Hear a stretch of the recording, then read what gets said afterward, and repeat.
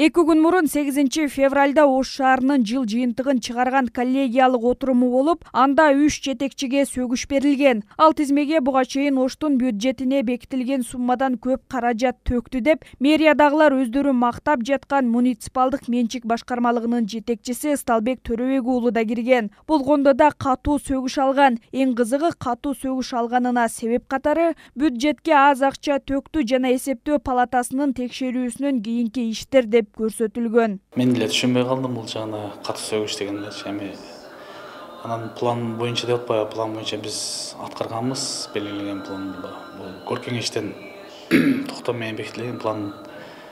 Ошону биз жылдын жыйынтыгы боюнча эч кандай кынтыаксыз даже ашы менен аткарганбыз да. Шоттун палата өзүңүздөр билесиз да, мен 2022 жылдын май айында келип атпаймынбы. Шоттун палатанын жыйынтыгы бул 2020 жылдын жыйынтыгын чыгарышпайбы.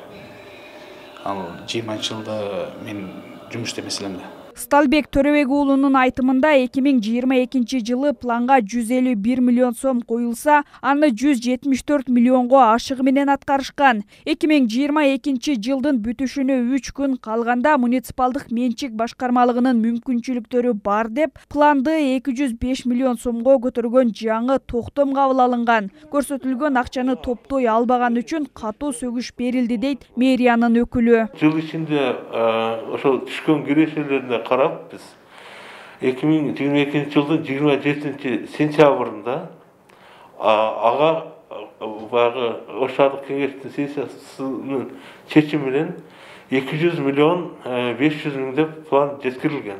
27 декабрда сессия өтүп, ошол жерде дагы такталган план жеткирилген. Ал боюнча 205 миллион 299 деп шаардык кеңеш тараптан бекитилип берилген. Муниципалдык менчик башкармалыгын көзөмөлдөгөн вице-мэр Жасур Азимов аталган ишкананын жетекчисинин катуу сөгүш алганын өзү дагы түшүнбөй жатканын билдирди. Себеби планды ашыгы менен аткарганын айтып, учурда дагы текшерип, тактап жатканын кошумчалады. Мен аларды кураторумун, мен дагы айтып атам, азыр токто.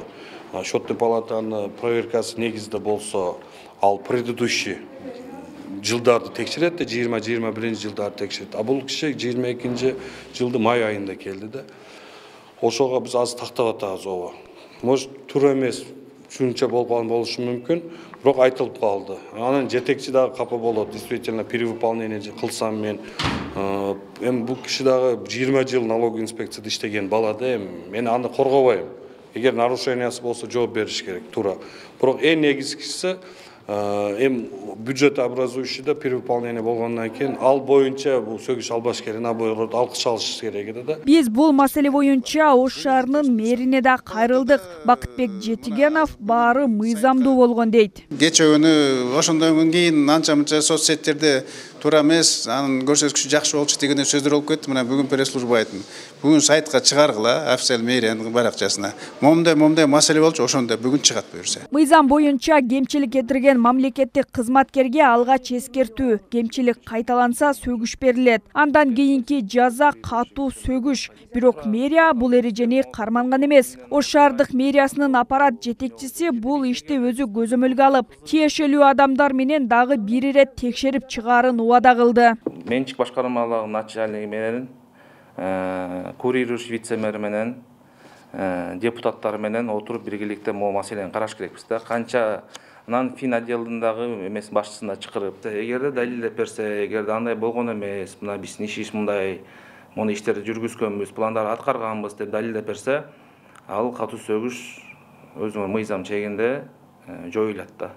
Сөгүш алгандардын дагы бири Ааруулан кризистик борборунун директору Наргиза Эштаева. Ага санариптештирүү иштерин жеткиликтүү аткарбагандыгы үчүн сөгүш берилген. Бирок өзү Facebook баракчасына түшүндүрмө берип, аталган чечимге макул эместигин жазган. Санариптештирүү оңоюнан турбайт экен. Ал жерге инфодок менен иштеген атайын окуулардан өткөн тиешелүү адистер керек болду. Бизде жок болчу. Орг техникалардын мощности дал келиши керек экен. Биздин компьютерлер жарабайт деп айтышты. IT адистер бар болуш керек. Алар келип жүгүрүш керек. Хаб жана башка керектүү нерселерди камсыз кылуу үчүн каражаттар керек болду. Макул, алардын баарын 6-7 ай жүгүрүп жасадык. Эң негизгиси Бишкектен 119 атайын кызматты кабыл алгандан кийин кезекке тургузуп күткүлө деп шыр эле кошуп таштабайт экен бизди. Аларды 4-5 ай кайра чалып, жаман көрүнүп, мэриянын жалпы бөлүмүнүн башчысы Айдарбекова Масуда Абсаматбековнага дагы куратор Субанова Гүлбарчын Жунусовна аркылуу кайрылып, жардам берип коюңуздар деп суранганбыз. Алар өздөрү дагы күбө. Бирок биздин аракеттерибиз көрүнбөй эле күнөөлүү эмес жерден сөгүш алдым бүгүн. Бюджетти көтөрүү тууралуу шаардык кеңештин 27 декабрындагы токтому муниципалдык менчик башкармалыгына 24 январда гана келип түшкөн. Аталган мекеме кыска аралыкта 30 миллион сомду чогултуу мүмкүн эмес экенин айтууда. Зыягүл Болот кызы, Асылбек Турдалиев,